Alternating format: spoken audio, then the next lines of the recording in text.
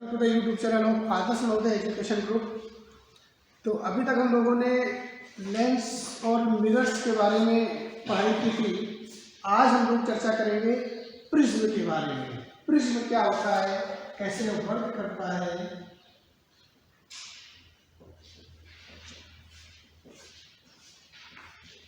Prism prism यूँ मान लीजिए कि अगर कोई एक प्लेन ग्लास की स्लैब ले लें और उसको एक तरफ से डायगनली काट देते हैं, यानी कि ये आपकी दो रिफ्लेक्टिव आपकी सरफेसेस हो गई जो कि पैरेलल है। इस समय ये क्या कहलाएगा, ग्लास स्लैब कहलाएगा। अगर ये कोई एक सरफेस कर्व हो जाती है तो लेंस कहलाता है। लेकिन अगर दोनों सरफेसेस प्लेन हो लेकिन एक सरफेस दूसरी सरफेस के साथ किसी एंगल पर इंक्लाइंड हो, झुकी हो, तो इस प्रकार से जो बनी युक्ति होती है, जो भी ऑपरेटर्स होता है, उसे हम प्रिज्म कहते हैं।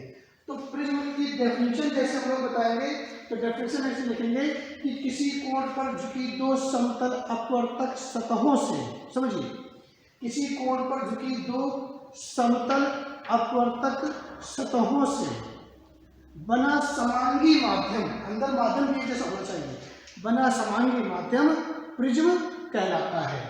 तो प्रिज्म का डायग्राम हम लोग ऐसे बना लेंगे।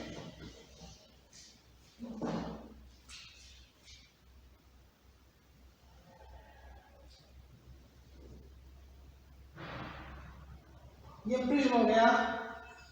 मान लीजिए प्रकाश का इस सरफेस और इस सरफेस से अपवर्तित होती है, तो ये जो एंगल कहलाएगा ये प्रिज्म कोण कहलाता है और ये प्रिज्म का आधार कहलाता है, इसी बेस है इसका।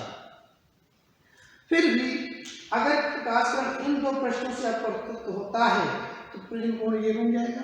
यानी जिन दो पृष्ठों से प्रकाश का अपवर्तन होगा वो पृष्ठ जिस कोण पर झुके होंगे उस कोण को प्रिज्म कोण कहते हैं। पहले डेफिनेशन में इसकी पार्ट बाय पार्ट डेफिनेशन समझा देता हूँ।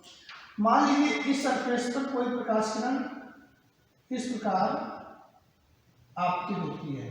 मैं क्या करूँगा, इसमें एक अभिलंब खींचता हूँ। ये पहले पृष्ठ AB पर खींचा गया अभिलंब N1 है, ये माध्यम μ1 है, ये माध्यम μ2 है, ये माध्यम μ3 है। μ1 जो है वो μ3 के बराबर है, जबकि μ2 जो ग्रेटर देन μ1। ये आसपास एयर है और ये जो प्रिज्म है मान लीजिए ग्लास का बना हुआ है। किसका बना हुआ है? ग्लास का। तो इसका जो अपवर्तनांक होगा ज़्यादा होगा, तो प्रकाश किरण सीधे जाना चाहती है पर सीधे नहीं जाएगी। क्या हो जाएगी? अभिलंब की ओर झुक जाएगी, प्रकाश ऐसे हो जाएगी। ओके,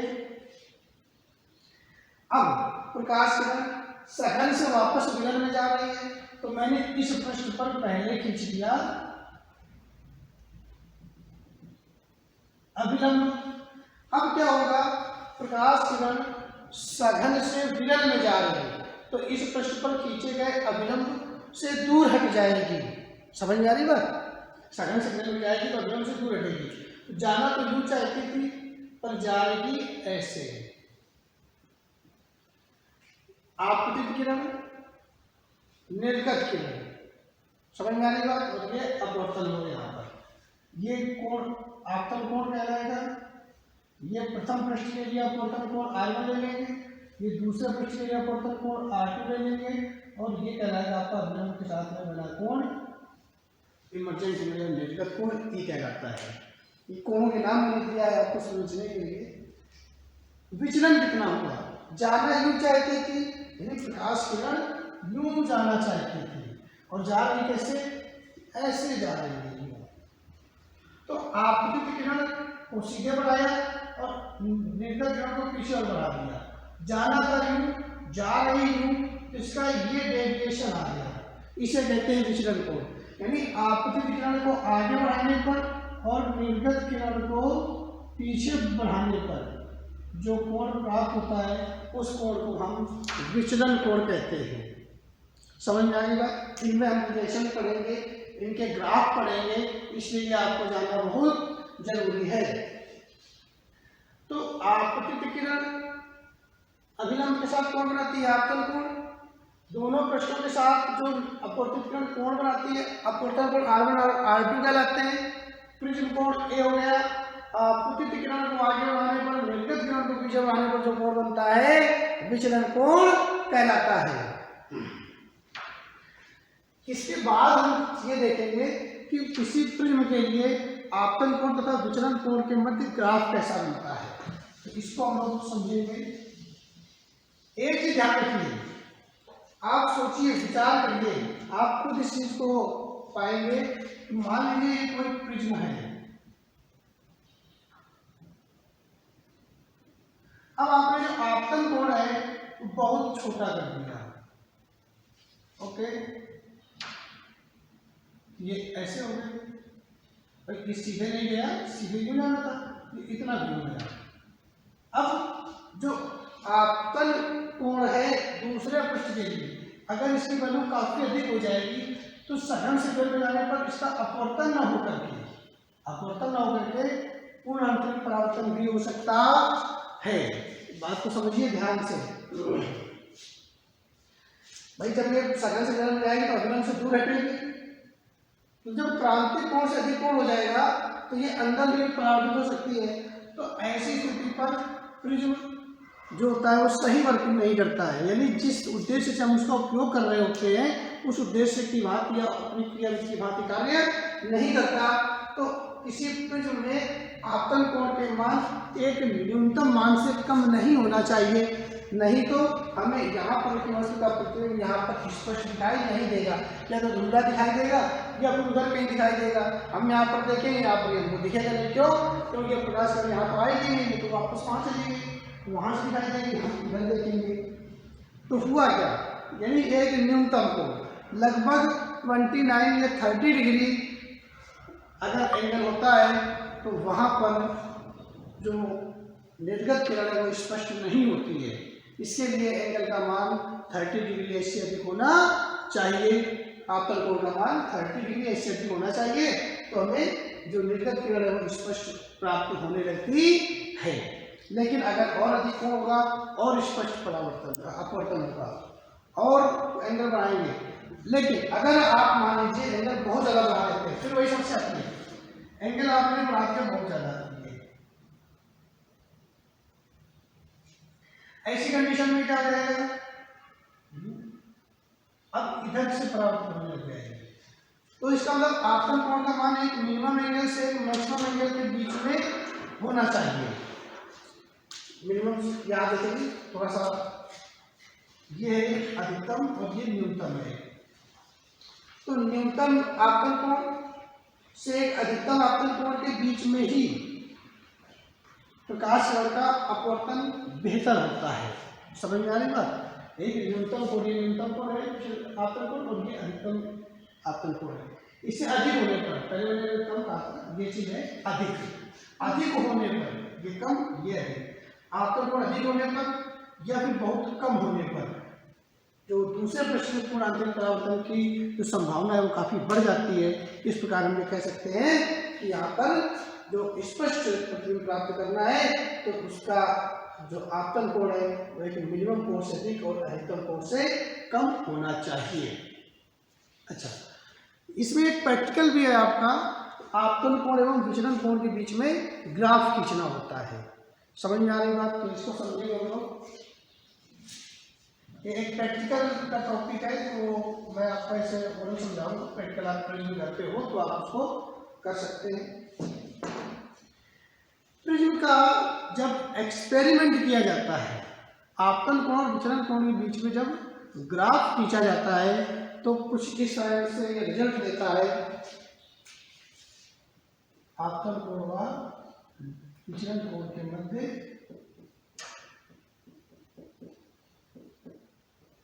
ग्राफ कैसे, देखिए भाई, आपतन कोण का मान ऐसे मैं लिख देता हूँ, ये आपतन कोण को दर्शाता है, ये अपवर्तन। या इधर आपतन कोण और ये विचलन कोण। आपतन कोण और विचलन कोण के मध्य जब ग्राफ खींचा जाता है तो जब आपतन कोण का मान एक मिनिमम एंगल से कम, जो मैंने बताया 30 डिग्री, ओके, या उससे कम, तो 30 मिनिमम मिलते, तो लगभग इसमें 30 होती है, तो विचलन कोण का मान उसमें काफी अधिक होता है। लेकिन जैसे ही आपतन कोण का मान बढ़ाया जाता है, इस कोण का मान एक मिनिमम के लिए 30 डिग्री, फिर 30 से कुछ ज्यादा कर दिया, तो जैसे ही एंगल बढ़ाया जाता है तो विचलन कोण का मान घट जाता है। और अगर आपतन कोण का मान बढ़ाते हैं तो विचलन कोण का मान और घटता है, और बढ़ाएंगे और घटता है। लेकिन एक मिनिमम, जब डेल्टा की वैल्यू मिनिमम हो जाती है, इसके बाद जब आपतन कोण का मान और अधिक बढ़ाते हैं तो विचलन कोण का मान घटता नहीं है और फिर वो वापस बढ़ने लग जाता है। इस प्रकार हम देखते हैं कि इसके जो ग्राफ प्राप्त होता है वो कुछ इस तरीके से प्राप्त होता है।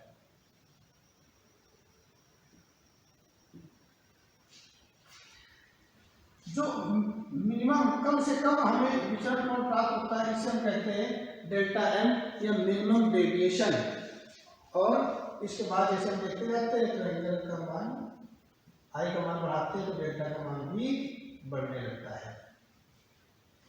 ये इस प्रकार कोण परिवर्तित होता है कि हमें ऐसा कर्व प्राप्त होता है। अब ये वास्तव में प्राप्त होता है या नहीं, इसके लिए आपको प्रिज्म का प्रयोग करना पड़ेगा। इस एक्सपेरिमेंट का वीडियो आपको काफ़ी लेट प्राप्त होने वाला है, तो आप इसको, आप घर पे अगर प्रिज्म है तो आप सबसे बेहतर कर सकते हैं। मैं उसका तरीका आपको बता देता हूँ कैसे करना है। प्रिज्म को रखना है, प्रिज्म में इस तरह से, मैं आपको एक्सपेरिमेंट पूरा समझा देता हूँ कैसे करना है, तो आपको ऐसा ग्राफ मिलेगा।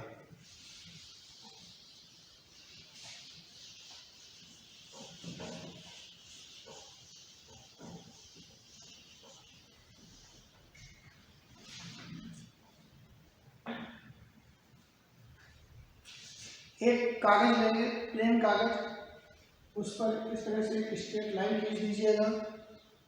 समझते जाइए स्टेप बाय स्टेप। उसमें प्रिज्म को रख करके यहाँ पर और प्रिज्म की आकृतियाँ बना लीजिएगा। 3, 4, 5 बना सकते हैं, पेज की दूसरी तरफ बना सकते हैं, कोई प्रॉब्लम वाली बात नहीं है। अब इसके लेंथ लेकर के इसका मिड पॉइंट हम लोगों ने देखिएगा। ओके, सबसे पहला काम क्या है, इस पर 90 डिग्री का एंगल बनाती हुई एक प्रकार से एक लाइन खींचिए जो कि आपका अभिलंब हो जाएगा। Got my point? अभिलंब खींच लिया। इधर से मान लीजिए कि आपने 35 डिग्री का एंगल बनाया, तो पहला एंगल होगा आपका 35 डिग्री। क्लियर है ना? आपका कोण 35 डिग्री हो गया, या 30 डिग्री ले लीजिए। इसी को आप सीधे डेट आगे बढ़ा दीजिए क्योंकि हमें विचलन कोण तो नापना ही पड़ेगा। ये लाइन खींचने के बाद यहाँ पर 2 आरपी लेकर के गाड़ दीजिए। समझते जाना ध्यान से, बिल्कुल क्लियर बनेगा। यहाँ पर 2 आरपी गाड़ दीजिए और इधर से जब आप देखेंगे तो आपको ऐसा देखना है कि दोनों आरपी एक दूसरे पर ऐसे छिपी हुई दिखाई दे। अगर आप ऐसे कर देंगे तो ये गैप दिखाई दे जाएगा, इधर हो जाएगा तो ये गैप दिखाई दे जाएगा। बिल्कुल ये दोनों आरपी एक दूसरे के सामने होनी चाहिए और यहाँ से ऐसे चलने वाले प्रकाश पर यहाँ से ऐसे पास होगी। जब आपका नेत्र इस तरह होगा तो ये प्रकाश, ये 2 पिन है एक दूसरे के सामने जब छिपने लगेगी तो तीसरी पिन लेकर के आपको इन दोनों पिनों के ठीक सामने ऐसे करके गाड़ देना है, तीसरी पिन। इसका मतलब यहाँ से आने वाले प्रकाश किरण इस तरह से आती है और यहाँ पर कहीं गुजर रही है। एक पिन और लीजिए और जब ये तीनों एक दूसरी लाइन पर दिख जाए तो आप वो दूसरी पिन भी उसी लाइन पर गाड़ दीजिएगा। फिर ये 2 पिन जो बनी, इन दोनों पिनों को आप मिला दीजिए। ये हो गई आपकी निर्गत किरण। क्या हो गई? निर्गत किरण। अब इस निर्गत किरण को आप डैश करके पीछे बढ़ा दीजिए और जहां पर ये कट कर दे इस एंगल को आप नाप लीजिए। यही एंगल आपका विचलन कोण कहलाएगा। और ये जो वैल्यू आती है उतनी यहाँ पर आप एंगल्स लिख लेंगे डिग्री में, और उसके सामने वाला 35 डिग्री आ गया, या 35 पर मान लिया जाता है आपका 45 के सामने जाते हैं। समझ में आ रही बात? क्यों आ रही? या 55 भी आ सकता है, 50 डिग्री आ गया। तो इस तरह से हम देखेंगे कि जो पॉइंट्स है ये पहला एक्सपेरिमेंट हो गया। इसी प्रकार से फिर यहाँ पर एक अभिलंब में खींचा जाएगा। अभिलंब में खींच करके अपनी बार 40 या डिग्री पर एक किरण आपतन करा दिया मैंने। आपतन कोण एक बार 40 डिग्री हो गया। फिर वही कहानी, इस पर 2 पिन गाड़ देते हैं। आपतन किरण को डैश करके आगे बढ़ा देंगे हम लोग। फिर इधर से हम लोग इसको देखेंगे, जहाँ पर दिखाई देगी वहीं पर हम तीसरी पिन गाड़ देंगे और उसी के ठीक सामने हम लोग चौथी पिन भी गाड़ देंगे। पर वो तीनों पिनें और इस चौथी पिन के पीछे सारी छिप जाना चाहिए। यही इसका बेस है। और फिर हम इन दोनों को मिला देते हैं तो ये हो गई आपकी निर्गत किरण। और इसको जब हम डैश के पीछे बढ़ाएंगे, ये जो नया कोण मिल गया, ये अगला 40 डिग्री के आपतन कोण के लिए नया विचलन कोण प्राप्त हो गया। ये एंगल्स इस प्रकार मिलेंगे आपको बनाने में, कभी कुछ कम ज़्यादा लग रहे हैं, लेकिन जब आप इसको वास्तव में एक्सपेरिमेंटल फॉर्म में बनाएंगे तो बिल्कुल इसी तरह मिलेंगे कि आपतन कोण का मान जैसे जैसे आप आगे बढ़ाते जाएंगे विचलन कोण का मान घटेगा। और फिर 2-3 एक्सपेरिमेंट के बाद जब चौथे 5वीं रीडिंग लेंगे आप, तो उन रीडिंग्स में क्या हो जाएगा कि आपतन कोण का मान जब आप 40 से 45 करेंगे तो विचलन कोण का मान भी 38 से 43 हो जाएगा, बढ़ने लग जाएगा। लगभग 38 से 40 के बीच में जो आपको होगा वो जो है एक कॉमन पॉइंट मिल जाएगा आपको। फिर और बढ़ाएंगे, 50 डिग्री पर खींचेंगे, तो 50 डिग्री ले लेंगे तो इसकी वैल्यू और बढ़ जाएगी, 55-56 डिग्री हो जाएगी। तो इस तरह से हम देखते हैं। तो इसी लैंग्वेज में कैसे लिखा जाता है, जब हम प्रिज्म की सहायता से आपतन कोण तथा विचलन कोण के मध्य ग्राफ खींचते हैं तो आपतन कोण के न्यूनतम मान लगभग 30 डिग्री लेने पर हमें विचलन कोण का मान बहुत अधिक प्राप्त होता है। नहीं, आपतन कोण का मान जब धीरे धीरे बढ़ाया जाता है तो विचलन कोण का मान घटने लगता है। परंतु एक ऐसी स्थिति आती है जहाँ पर आपतन कोण का मान बढ़ाने पर विचलन कोण का मान घटता नहीं है। पुनः आपतन कोण का मान और बढ़ाने पर विचलन कोण का मान भी बढ़ने लगता है। इस प्रकार हम देखते हैं कि यह एक यू के आकार का ग्राफ प्राप्त हो जाता है। This is all about angle of incidence and the deviation angle के जो बीच में जो ग्राफ होता है, जो रिलेशन होता है, उसके बारे में अगले वीडियो में हम लोग प्रिज्म के मटेरियल पदार्थ के लिए अपवर्तनांक का सूत्र क्या होता है उसको हम लोग डेरिवेट करेंगे। तब तक के लिए नमस्कार।